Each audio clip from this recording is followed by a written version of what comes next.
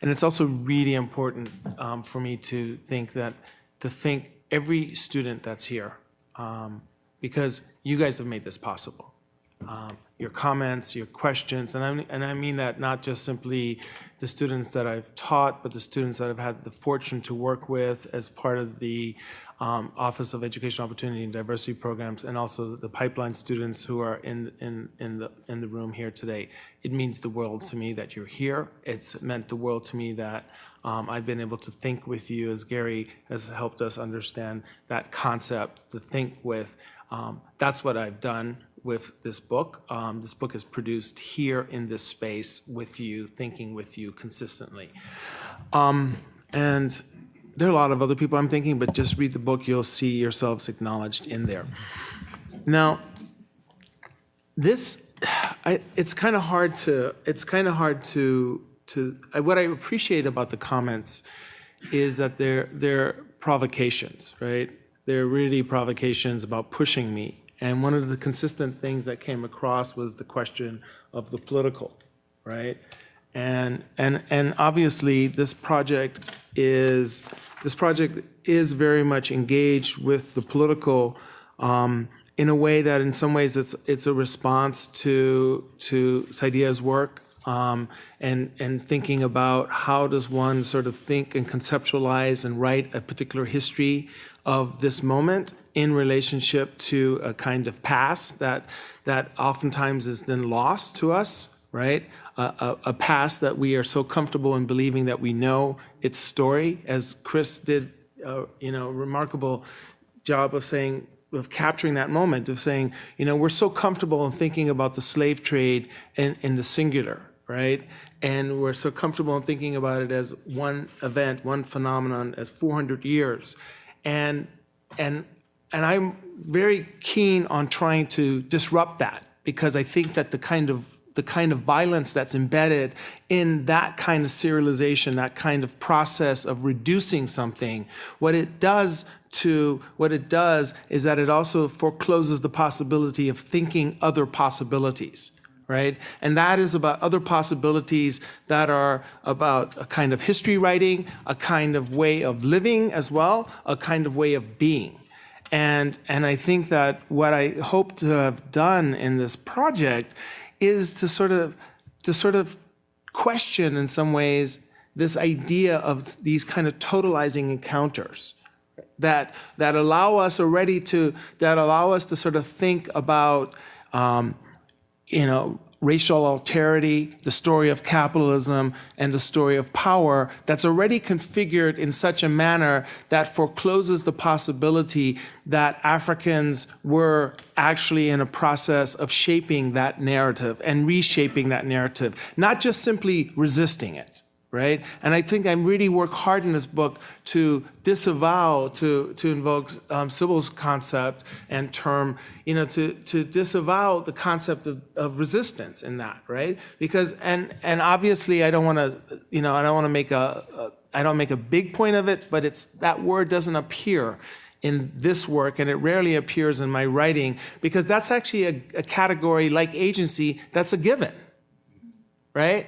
That's a historical concept that's already a given, and yet when I'm talking about the 15th and 16th century, I also want to be careful not to sort of work with a kind of bourgeois notion of agency that we are then re-importing or importing into the 15th and 16th century. And so in some ways, the project is a kind of forward writing, is a project that's trying to, rather than thinking about that moment through the 18th century or through our moment and projecting it, I'm trying to do a little bit of an exercise of imagining how would it look like to imagine writing forward, right? Rather than sort of writing from our present and projecting that onto that moment. And it's that simple question of like, what would that look like? Is what I hope is produced in this project, right? And there are ways in which then there are routes that I wish that we would all be taking and spending a little more time grappling with. I think that we have to be a lot more serious about thought, and that includes like the thought on the ground performances and thought that are related. I think that theologians play an important role in this project as political theorists and who are thinking in terms of speculative thought. And I loved what Mamadou was saying about thinking about the colonial archive, right? And the way that he was asking me to trouble that, right? I think that this book itself will be very soon, like, and I'm listening to Christine when we were having this conversation around Bashir's work, right? And thinking through what happens when we put the Arabic or the Islamic library in conversation with this other library, and then to think through like sort of political philosophy and political thought on the ground and think about it in a lot more complicated manner. Because part of what this project is trying to get us to do is to sort of say, you know what, we are so comfortable in believing that we already know the answers, right? In relationship to a subject that is African, that is Black. And that we don't actually have to think through the question about subtlety and do the hard work and to ask questions, why is there no sense of wonderment in this particular moment with regard to Africans? And if that is if that is the case. And so the project actually is trying to sort of say, well, maybe it was done in a manner that we haven't been able to ask that question through and the sort of, you know, these theologians.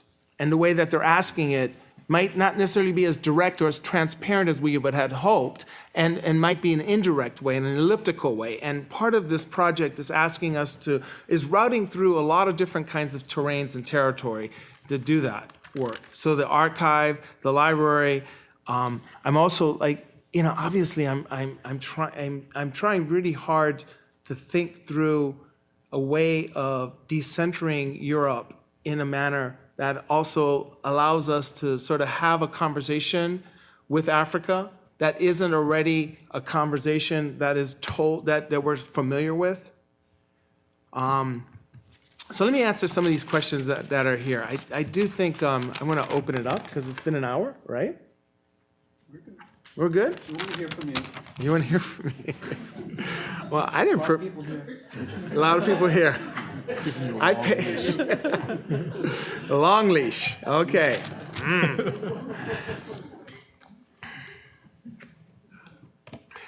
There's also a way in which I think a few of you have heard me say this before in terms of the history of the present.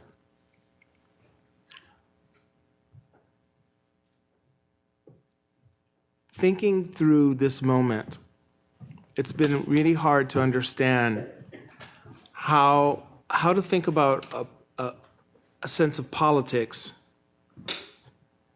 in which our notions of politics aren't just reduced.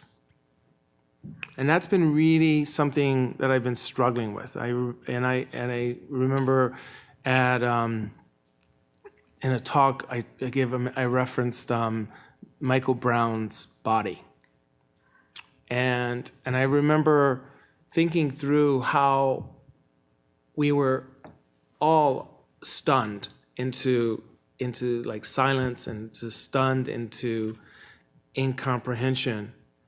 And one of the things I wanted to really understand, what was frustrating to me was how our response to the question of that moment and that event and thinking about his body lying in the street is like the absence of thinking about the work that was being done by allowing that body to lie there. We were focused on, initially the focus was on the politics of what had produced his death. And I kept thinking to myself, and I actually went to Ferguson to think about what was that like for those kids that saw that body there, right? What kind of cultural and political work was produced by the fact that his body was allowed to lie there for hours upon hours? And what's the problem with the fact that our political moment and our political analysis doesn't allow us to think through a complicated story that's beyond just sort of like, you know, like this was a question about racism, right? To sort of think about the work that was performed by allowing this young man's body to sit and to linger on the street. And it was in that context that the work that I'm constantly struggling with is the simplicity of our narrative of power in our histories with regard to this very early period. There's some amazing and some of my favorite writers in this room, right here, right now. But a lot of that work is also work that's produced in relationship to the Anglophone, and to the 18th century, the Enlightenment archive. And I'm trying, and I think a number of us have been really trying to move that story, the story of thinking about the history of blackness, the history of the encounter that produces blackness, the history of the slave trade and slavery outside of the register of the familiar that comes to us from the 18th century and from the Anglophone world. Because that world, while important, is so overwrought in many ways that it actually then stands in for all the ways in which we think and theorize for all these other areas without actually doing the kind of specific work that's required of us to think hard, to engage these archives fully, to discover libraries that we didn't understand were there, to think forms of the polities and the political, forms of the social and the cultural and the political before they were constituted under these divisions. And that's sort of in many ways what this project is asking us to do. It's a temporary book to me. It's a temporary book because what it is that I think that there's so much work that still needs to be done. So much more work that needs to be done. Just a simple story in here that I was trying to trouble. It was this simple story. We are only now beginning to actually have a much more complicated story of Spain, where we understand that the story of Spain, that the story of the Reconquista is in fact a hegemonic myth that's produced by Castile as opposed to what the story would look like for Aragon. And what happens then when we allow Castile to stand in for the story of all of Spain for that entire history? What then does that then do to our other stories where you have a place like Aragon where you have a Muslim polity that lost power in the 12th century, but nonetheless you have a Muslim majority in the context of Iberia? And all the kind of dynamics that would have followed from that. But if our story is only on Castile, and if our story is on the Reconquista, the story that Castilians tell themselves and that we have inherited, we are in fact actually not only producing the violence of that moment, but we're also producing it in its storytelling form, much in the way that Franco wanted us to believe. Right? We are producing a Spanish fascist story about an uncompromising Spanish Christian Catholic past. So this is a temporary thing because we only now, 20, 30 years later, are theorizing, thinking about going to those archives while the Spaniards are doing that themselves. We're here as Latin Americanists, as scholars of the Atlantic, are only now beginning to unpack that story. And I think that similar kinds of things are necessary in the way that Mamadou was talking about the Colonial Library, among other things. So I just think you should read the book. Short question before we open it up. In the spirit of this political moment, you say at the beginning that part of this is also an attempt to contribute to thinking about this moment as one that you talk about as after post-coloniality. Could you say just a little bit more about how that axis, there are many axes, many debates you're engaging, but I just wonder, I was very interested in that. Yeah. You know what? Can I just flip that a little bit? Sure. Can you, because that's a big part of the intervention in the book, right? And I guess in some ways, my engagement has a lot to do with that there's a way in which I'm sort of trying to say something about the post-colonial that isn't simply the cultural turn, right? It also has to do with an earlier genealogy that goes back to that seems to me to be engaged with the work of like folks like Walter Rodney, among others, who are in many ways trying to think through the political and the economic, but as a way of offering that critique, sort of made the turn towards the cultural to sort of say the limitations of those particular kinds of elites, whereas it was a culture.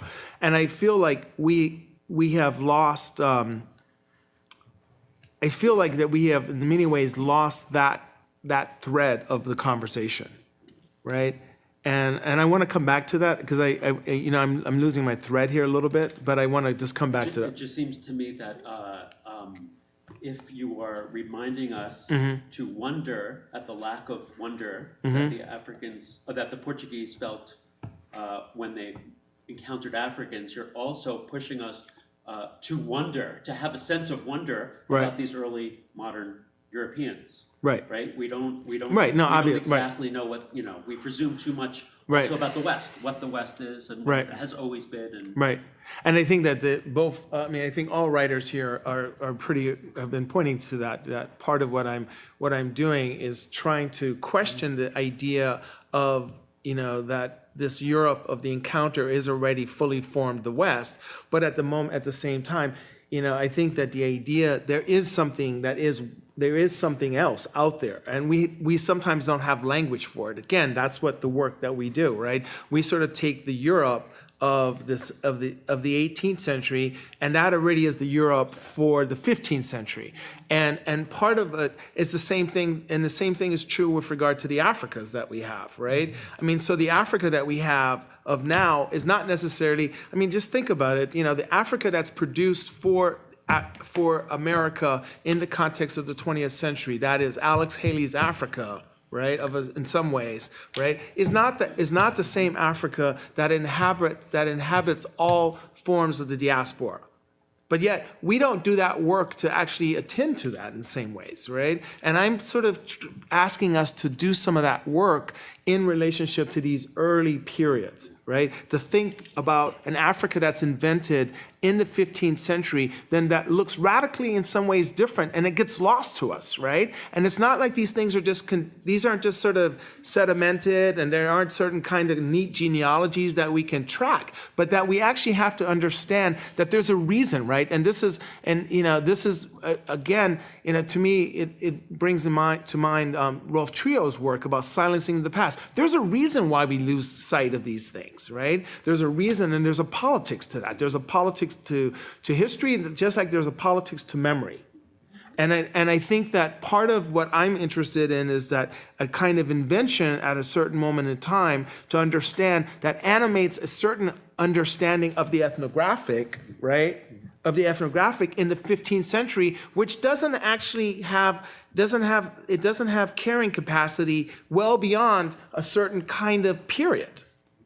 And so we have to do then the critical work to understand how and why that then is lost.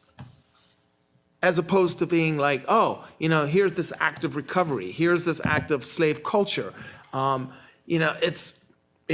so comfortable in believing we know something about Africa in the context of the 19th century, in which there is an enormous Yoruba, among other presence throughout the Americas. But that's completely that, and so therefore we can talk about Santeria and Candomblé. But there are an entire other peoples, configurations that we haven't even thought about yet. And we don't have language for it yet to sort of think about how they would have conceived of themselves and their notions of the social or the cultural or the political. And yet we can just sort of reduce that to slave culture, or the African past. And so this kind of work is simply, it's preliminary. It's always preliminary. Like everything that we do is preliminary, right? It's asking us to go into the archive. And it's a challenge to Black studies, right? It is a challenge to Black studies because I'm also thinking we need a kind of deeper historical engagement, right? And I think that there have folks, I think that, those of you and many of the students who are engaged with like Sylvia Wynter, I think that's where you need to be thinking. That she is thinking through the Portuguese experience and thinking about the man and human, right? And she's asking us to sort of take the Renaissance, not just the Enlightenment, but take the Renaissance serious, because that has implications for our configurations of our moment. It also has deep implications for the configuration of what this conceit of Europe. And that means in some ways we're actually having to take on European history in some ways, which is not really fashionable either. And that's and in some cases that might be problematic, but I also feel that we need that in order for us to be able to get to that space that Paul Gilroy referred to in the Black Atlantic, the primal history of the enslaved, right? This is in some ways what this project is seeking to do, is trying to get to that space, right? To that space to thinking, and it's not a space, but that kind of ways of thinking that allows us to attend to that primal history of the enslaved. Now, I also, yeah. Let's collect some sets of questions.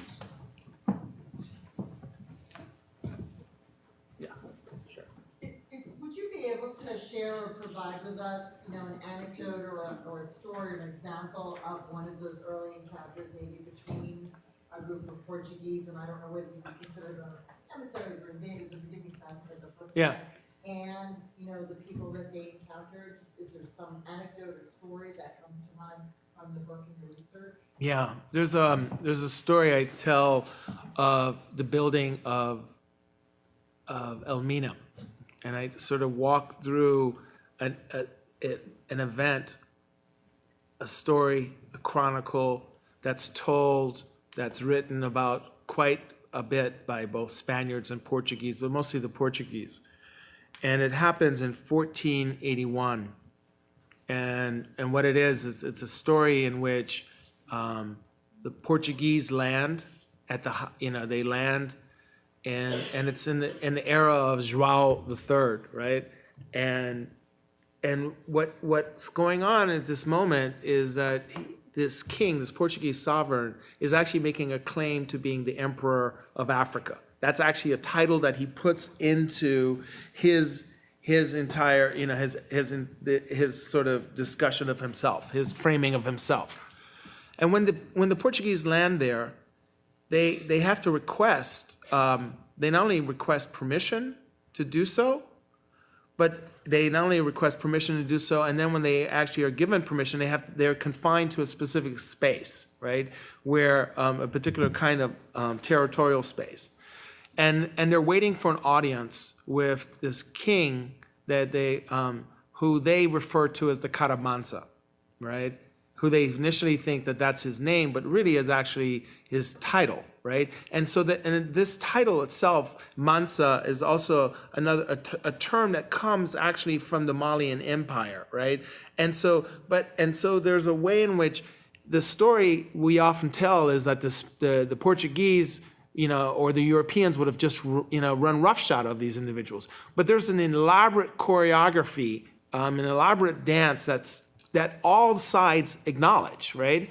That the Portuguese are there, they're present, they're aware of it. And what I'm trying to do there, I narrate that. Others in this room I know have actually attended to this, right? What I'm trying to do is I'm focusing on the process, the dignity that the Portuguese acknowledge on the part of the Africans, the complexity of the performance. And rather than moving really quickly from 1481 right into the story of the slave trade or right into the building of the fort, I'm actually like, let's linger. right? There's a politics of lingering because if we don't stop and stay there for a second, we can't even begin to imagine, to hear what's going on in terms of this kind of performance of power, right? Where the Portuguese are, they're completely confident in themselves, and yet they're completely worried and feared and fearful. They basically have dressed themselves up. They built a scaffold. They wouldn't cut a single tree in that first encounter. They wouldn't cut a single tree. And in fact, to the point that they brought with them ships that they brought with them that actually carried the timber from Portugal, plus brought pilots and carpenters and builders. Because what they understood is that if they cut a tree, perhaps they would violate the sovereignty of that particular sovereign, of that particular king. And so what they then did is that they actually made an effort to bring all of their building supply, to build a scaffold, to build a stage from which they could then perform themselves as dignitaries in relationship receiving other dignitaries, that is the African dignitaries. And we're so quick in telling that story. Portuguese arrive here, this happens, build then very quickly to the fort. Soon thereafter, we're going to tell the story of the Gold Coast, the slave trade, and we're already in the 18th century. And I'm saying I want us to actually stay there. I want us to know the fact that they knew how he dressed, they knew how those people aligned themselves, and they were doing so in a manner that sort of, and if you look at the kind of discussion, right, the way that they performed, the way that they chronicled that, and then you look at sort of the way Europeans are chronicling their performances of power in the medieval period, it's very similar.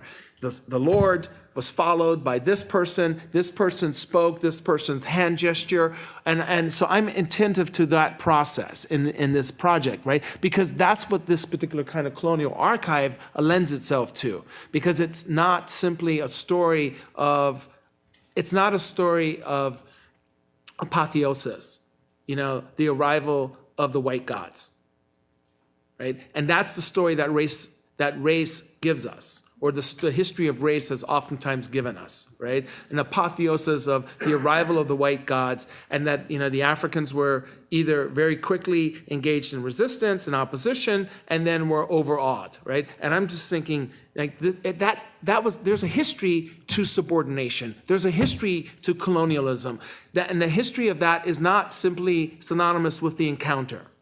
And that we have to actually do some really critical work to thinking through why it is that these performances were there. Not just simply as a way of legitimizing that African kings were in some ways participants in the slave trade. That's, that works in some ways, right? But that's not what's going on there.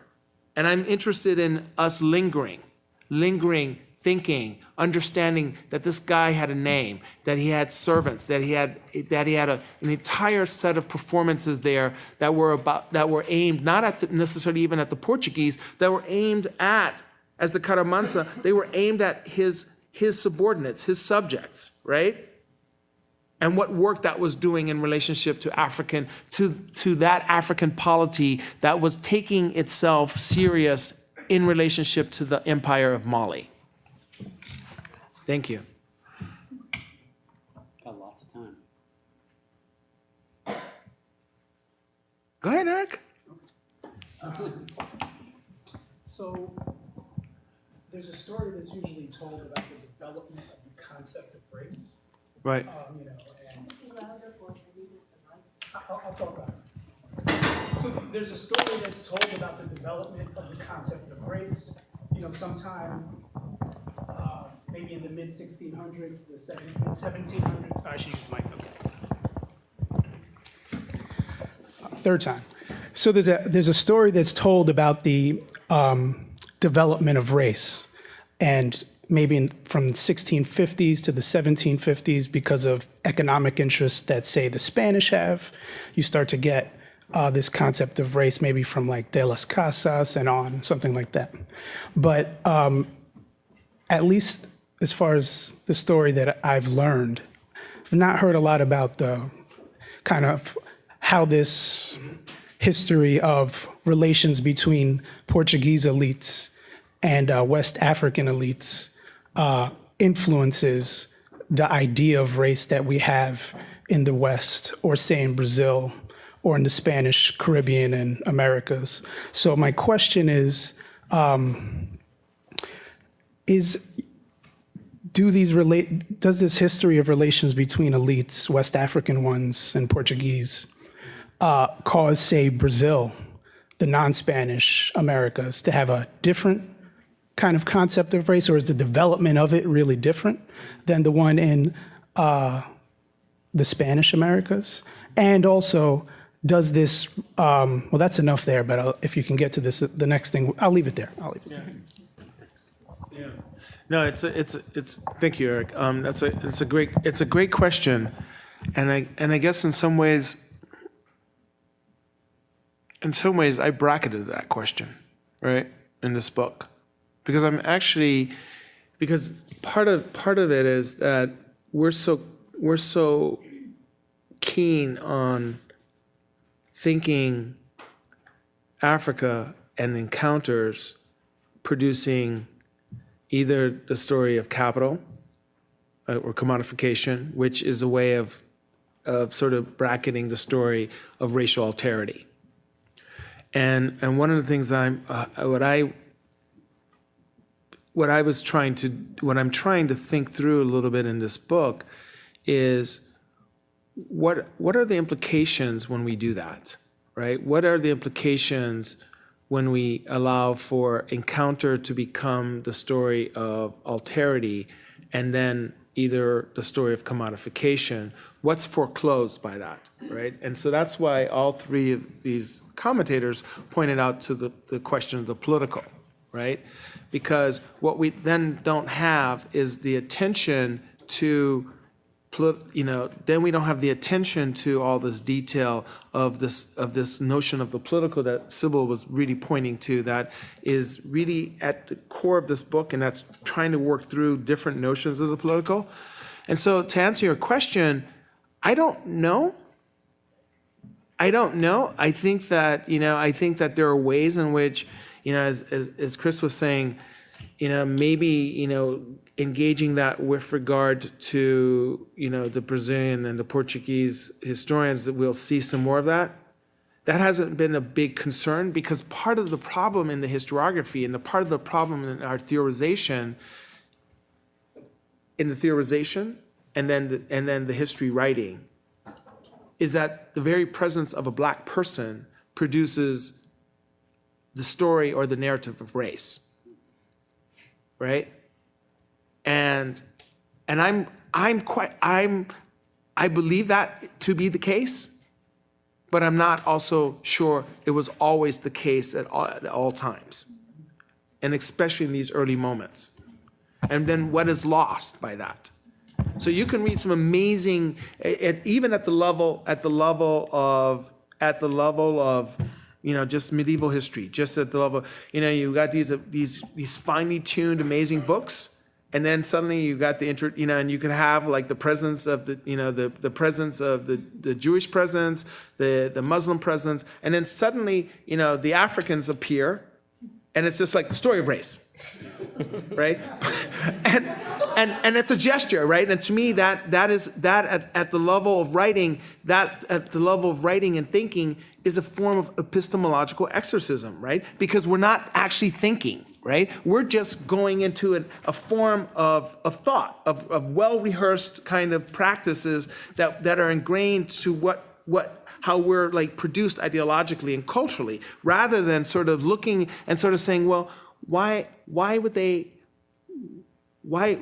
there wonder or not wonder? What would the political forms be? What were those gestures? And I'm interested in that process of excavating that, right? So some amazing work's been written. Like this book by Deborah Blumenthal. It's this amazing work on Aragon. And she writes beautifully around these issues, and then suddenly it's like, there's the African, boom, it's race, and you're like, no, stop, just think it through, right? What would the political form be? And so to answer the question really directly, in the first few years, and I mean by that a century or two, a century, there is a difference, right? It also has to do with like, it becomes the history of what, what I sort of was trying to write in the 16th century. Why, for instance, the kind of legal claims that people of African descent were able to make as people with souls, right? Because part of the project is also saying to us that in this encounter, the Portuguese, like the Spaniards, are making real radical distinctions between those people. That's like, shut up, Herman Bennett. No, but the Portuguese and others are making radical distinctions between those who are sovereign and those who are sovereignless, right? And those who are sovereignless can then become, are legitimately enslaved. But even though they can be legitimately enslaved, it doesn't foreclose or it doesn't exclude them from actually having access to a range of rights, including the idea of like enacting their will, enacting in the fact that they had souls, and those issues, right? And so partly also I want to move away from, I just simply want to move away from the question of race because it's so overwrought for such an early period. And maybe that's where we get to, but part of the story is that I want us to think about doing the work of getting to it rather than starting from there.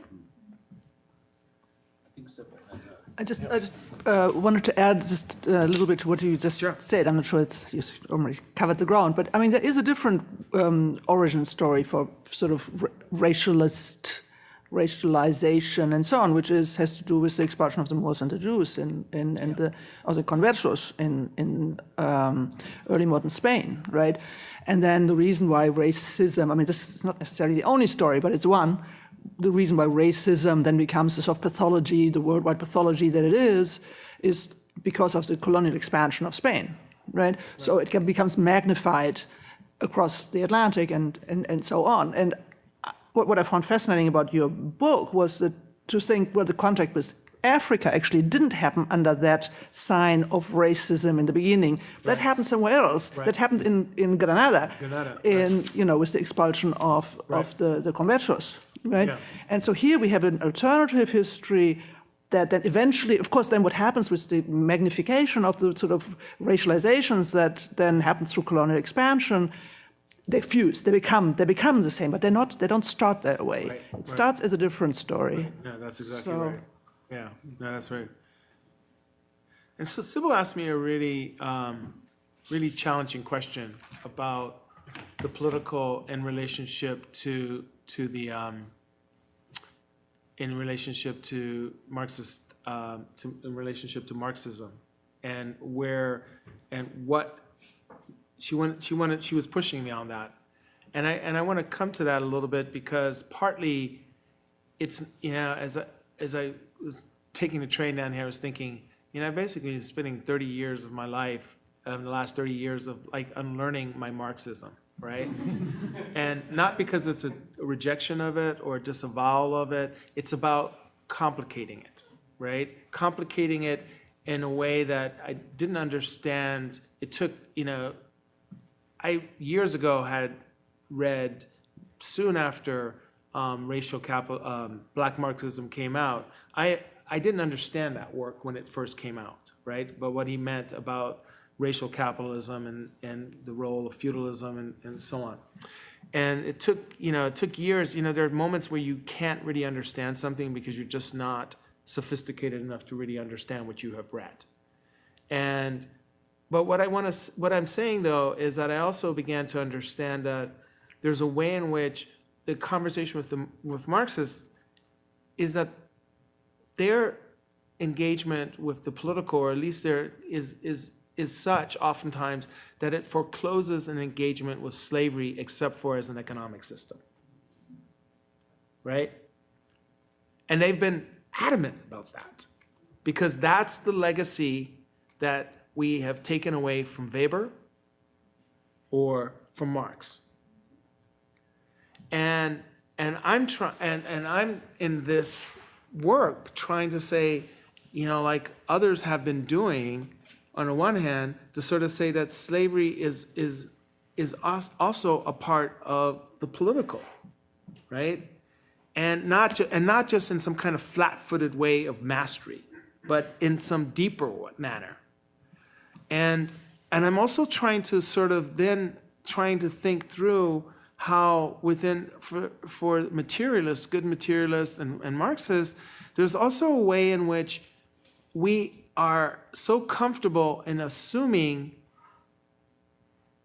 that the economic, or that this kind of, this economic teleology is, frames everything before and after, right? And I'm thinking through, like, what would slavery be before capitalism? Which isn't necessarily, and so this project is also trying to think through, and is in conversation with, obviously, with, like Jennifer Morgan and Marissa Fuentes, who are here, who are trying to sort of think about how does one theorize the emergence of numeracy and the kind of cultural logic that happens in the 17th century with, which allows for certain kinds of domains, and the sort of the ascendance of property, of a property regime, which also has a history. And I'm trying to write before that moment, right? I'm trying to write before property has become divisible, and before it is ascendant, and before it stands and occupies this kind of sovereign role in the kind of political imaginary. And what does that then do for the question of slavery? What does that then do for the question issues around polity? And on all these other kinds of ways of thinking about an order? And I don't think that what I have to say is that that's where I run up against the limitations of thinking good materialists being able to attend to that for these early periods. And I'm a big fan of the medievalists, and they were like M.I. Finley and others, but those folks also assumed a lot from the 18th century into the work of the ancient period. And that then forecloses that also then brackets off slavery in some ways from being theorized in relationship to not just the economic, but also the political, the cultural, and these social things before they themselves are enunciated as distinct categories. Susan, I saw your hand up. Yes. So, of course, it's so fascinating to not have read the book and to try to Yeah. So excuse the question from the No, absolutely. Thank you. But of course it's fascinating, but I want to pick up on some things you've said which I can't yet, having not read the book, figure out how they fit. And that is this wonderful, I'm so in tune with the necessity of history, writing history, and how difficult it is to do, and how many questions come up. So I'm totally with you and really interested in your material and what you've done with it. But you then talk, and this is you as a historian more generally, it seems to me, about writing forward and history of the present. And then you say, this is temporary. And I understand you're saying temporary on two levels. It's a temporary present, Right. but it's also a temporary past, because M.I. Finley was really interesting and brought in a whole dimension that was not there in classical history when he wrote. So the the temporariness, or the enlightenment that happens because it hasn't been seen can be temporary. Right. But that doesn't matter if we're writing forward. Right. If we're writing a history of the present, which is not just how did the past bring us to where we are today, but has this sense of a future or of a project or something, that's not simply adding to the story of the past, but on these ideas of writing forward and history of the present, could you elaborate those a little bit more in regard to this project?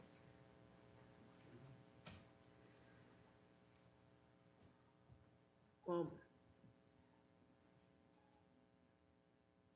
I think that on the one hand, I just feel like we have such a greater need for a more complicated story of power in our moment, right? But why? But why? Yeah, because I agree with you. So it's not just that it's new and it hasn't been done before. Right. There's something going on here and now. Yeah.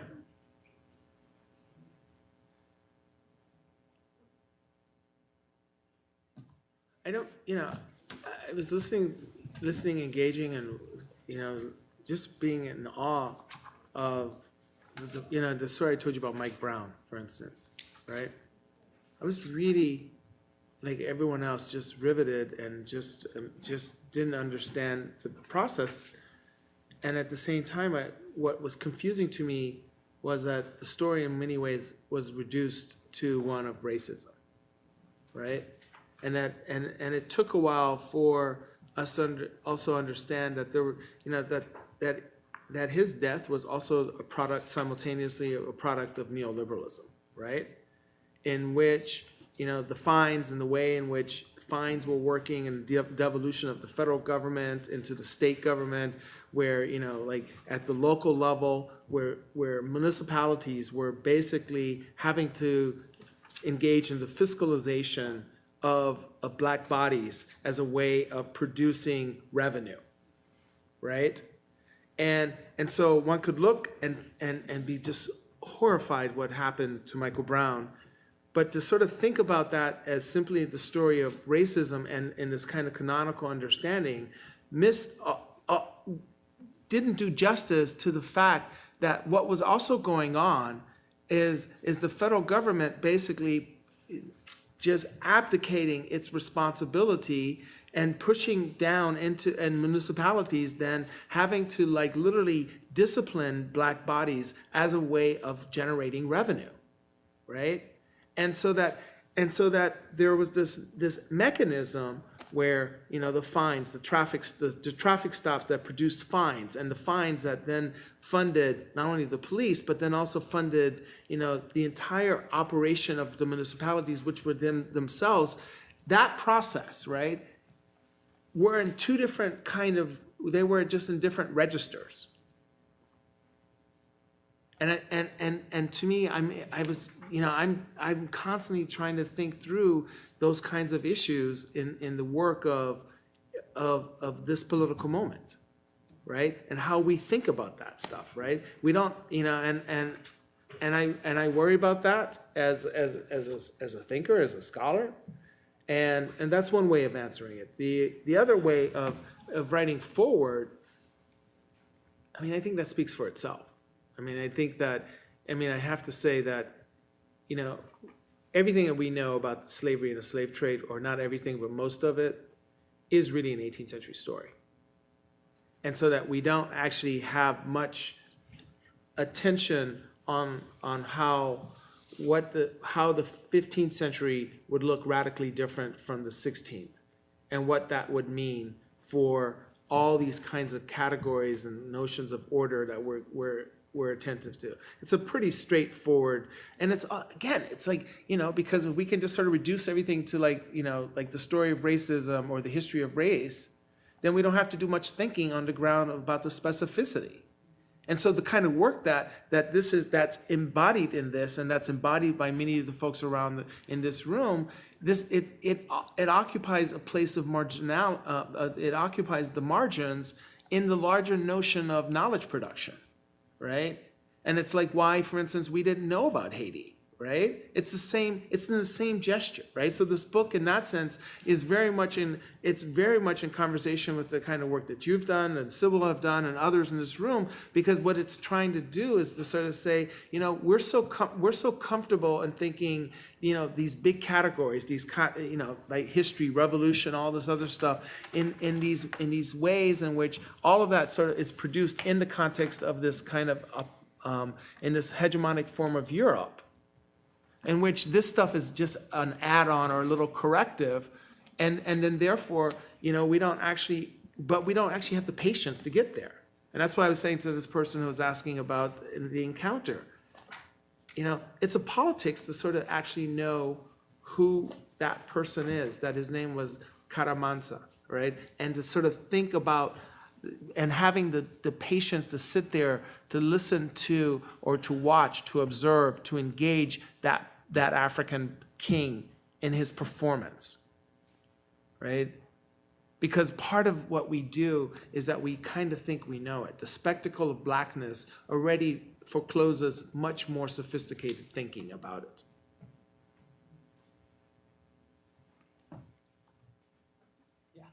I'm just wondering whether the wonderful information that you're providing to us, and again, I will read the book, in terms of the African experience and dialogue with the Portuguese of the Africa of the 15th and 16th century, wouldn't that also catapult into questions regarding those first blacks, Africans that came to the Americas? Right. Particularly the Congolese, the other groups, Right. not the pre-Yoruba groups, and how did they transport that world of the 15th and 16th century? They came from as subjects of those kingdoms, and then how do they interact with those early conquerors that had a very different value system from the 18th century itself? Right. So they brought in a different sense of who they were. Right. And then I wonder whether your research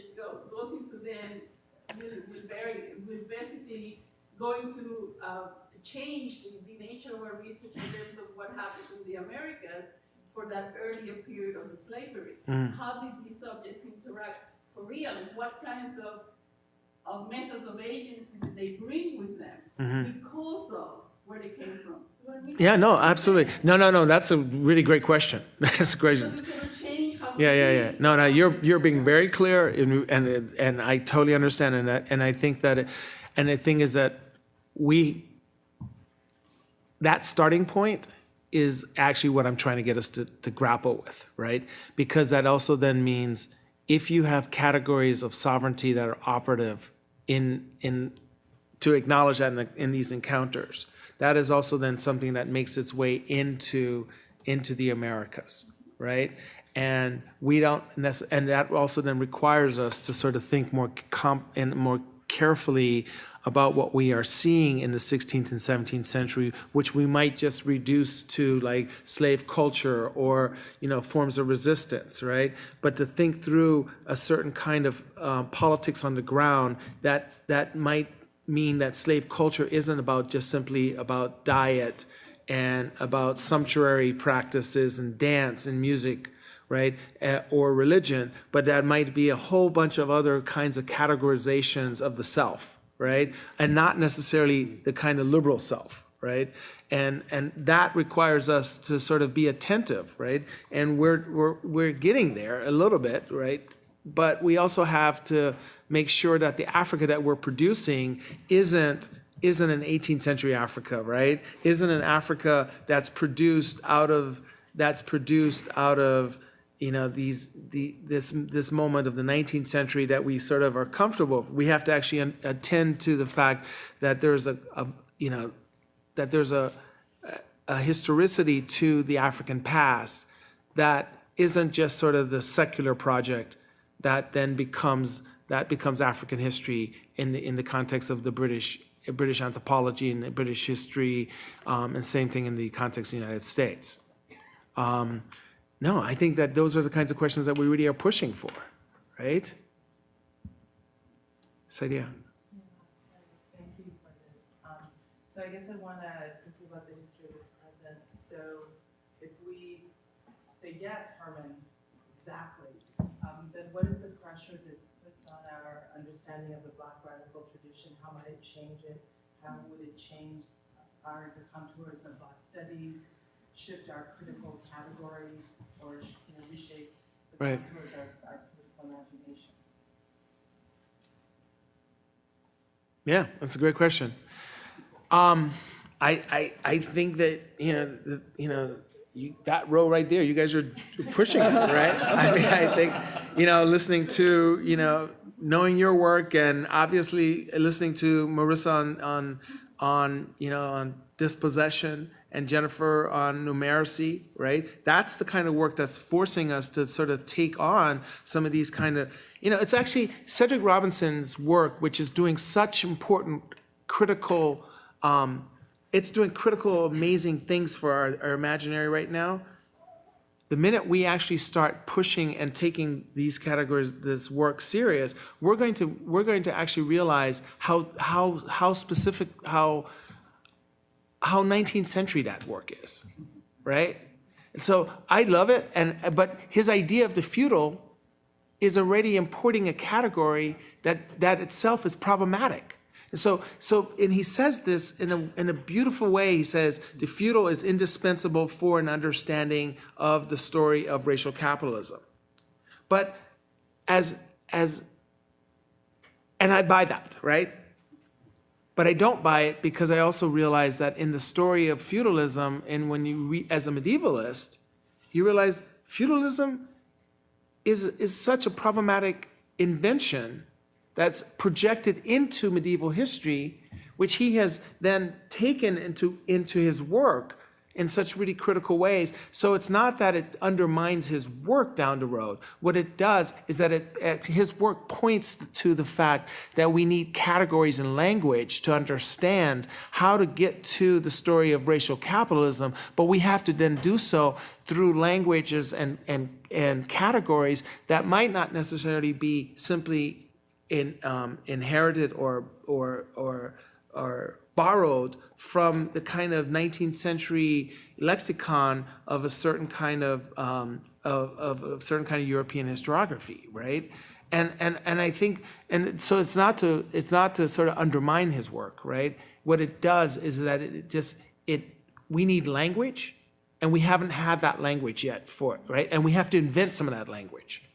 And then on the other hand, not only are we inventing language, but that also then means that the kind of political forms and the kind of political interrogations that are possible then become, it enables a whole different set of kind of political interventions that are in keeping with what they're asking us to do, to destabilize on the one hand the European process, on the other hand to think, to historicize, to offer a deeper genealogy to Black studies, which isn't just sort of a modern project, right? Because to me, part of my concern with where Black studies is that it's all here and now.